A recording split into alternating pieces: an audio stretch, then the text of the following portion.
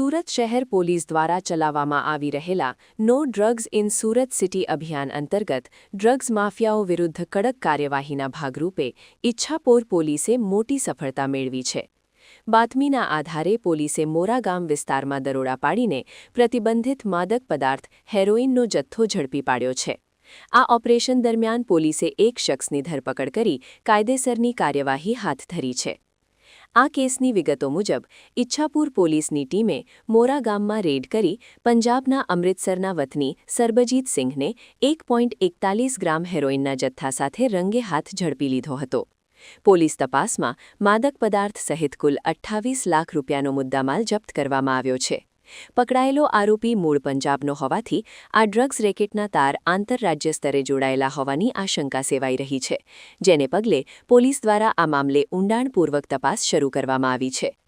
હાલમાં પોલીસે ઝડપાયેલા આરોપી વિરુદ્ધ એનડીપીએસ એક્ટ હેઠળ ગુનો નોંધી વધુ તપાસ અર્થે રિમાન્ડ મેળવવાની તજવીજ હાથ ધરી છે.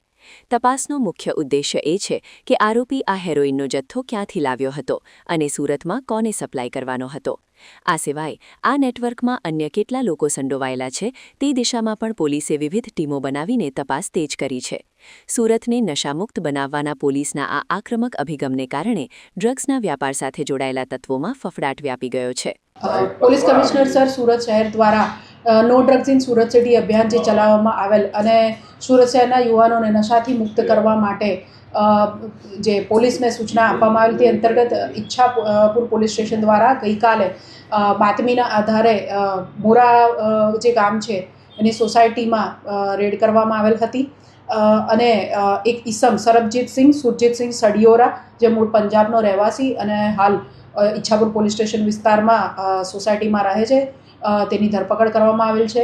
આ સમગ્ર કાર્યવાહી દરમિયાન આ ઈસમ પાસેથી કુલ 1 ગ્રામ 1.41 ગ્રામ જેટલું હેરોઇન કબજે કરવામાં આવેલ છે અને આ કામે વધુ ગુનો રજીસ્ટર કરીને વધુ તપાસ હાલ ઈચ્છાપુર પોલીસ સ્ટેશન દ્વારા કરવામાં આવી રહેલ છે.